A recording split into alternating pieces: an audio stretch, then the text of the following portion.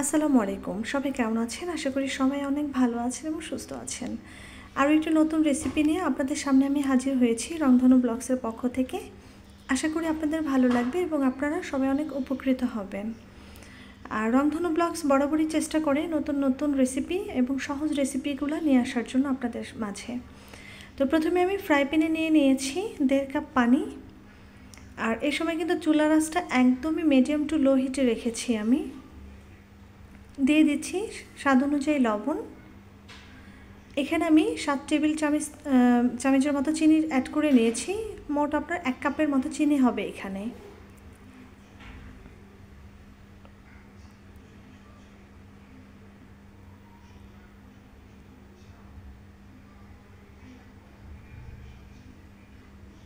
তো চিনিটা গলে গেলে আমি এর মাঝে অ্যাড করে দিব বাটার।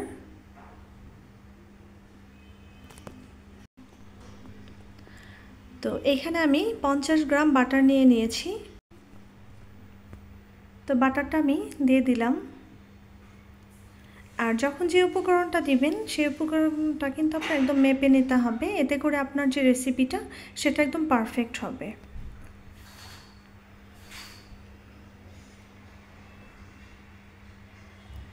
তো বাটারটা খুব ভালোভাবে পানির সাথে আপনার মেল্ট হয়ে গেছে। এই পর্যায়ে দিয়ে দিচ্ছি আমি ময়দা এখানে আমি দিয়ে দিলাম 2 কাপ। তো ময়দাটা আমি খুব ভালোভাবে বাটারের সাথে আপনার ম্যাশ করে নেব।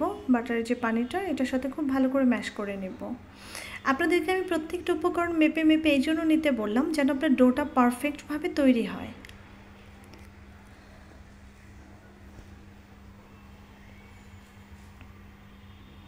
তো দেখতেই পাচ্ছেন ডোটা কেমন হয়েছে। এখন ডোটাকে আমি একটা বোলের মধ্যে নিয়ে নিলাম।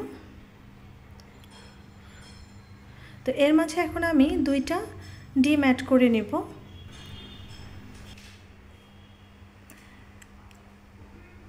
এখন ডোটাকে ডিমের সাথে আমি খুব ভালোভাবে মাখিয়ে নেব।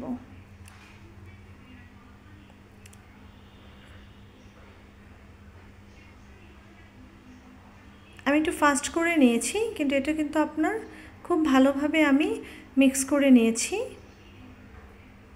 তো দেখতেই পাচ্ছেন মিক্স করার পরে ডোটার শেপটা কেমন হয়েছে। একটু আপনার স্টিকি স্টিকি একটা ভাব হয়েছে ডোর। ঠিক এইভাবে ডোটা তৈরি করে নিতে হবে। তো স্প্যাচুলাটা আমি তুলে নিচ্ছি। তো এখানে আমি একটা নোজেল নিয়ে নিয়েছি। তো গ্লাসের মাঝে আমি পাইপিং ব্যাগটা দিয়ে নিলাম।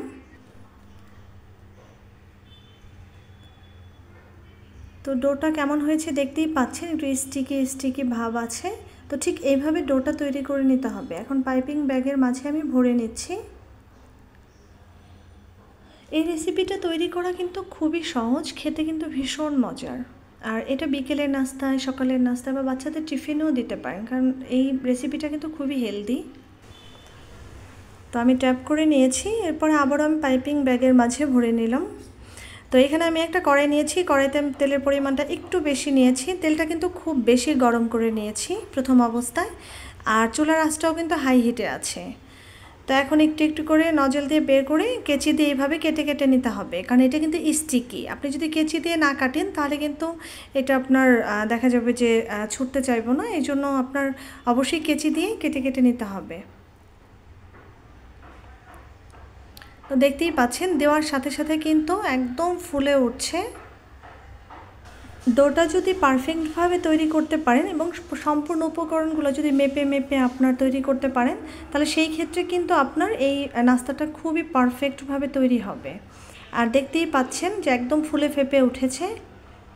আর আমি একটা কথা বলতে ভুলে গেছি, ডোর মাঝে কিন্তু আমি 1 চামচ বেকিং পাউডারটাও অ্যাড করেছি।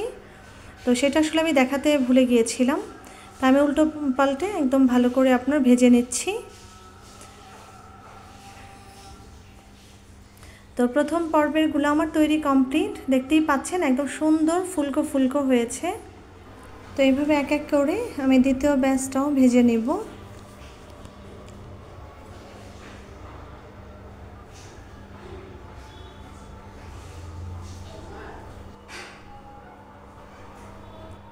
তো সবগুলাই আমার তৈরি করা হয়ে গেছে। তো দেখতেই পেলেন এই বিকেলের নাস্তার রেসিপিটা কত চটজলদি এবং খুব সহজে আমি তৈরি করে নিয়েছি।